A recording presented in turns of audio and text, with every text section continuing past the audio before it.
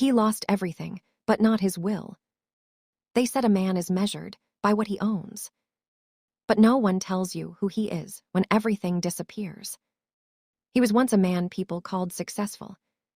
A good job, respect, a future that looked bright from the outside. Then life shifted without warning. The job ended. The money dried up. The friends who laughed with him slowly faded into silence. One by one, the things that made him feel important slipped through his fingers. Until all he had left was himself, and even that felt heavy to carry. Some nights he stared at the ceiling, asking questions the dark never answered. Who am I without success? Does anyone stay when the light goes off? But every morning, he stood up again.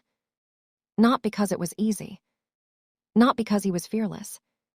But because somewhere inside him lived a stubborn voice whispering, "You are not finished yet." And then he met her. Not at his best. Not when he looked impressive.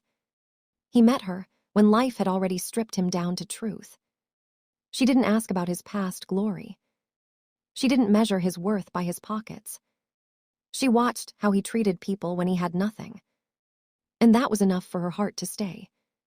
When he told her he had lost everything, he expected distance, the quiet goodbye he had grown used to. Instead, she smiled softly and said, "I see a man who keeps standing." Her love was not loud. It was steady.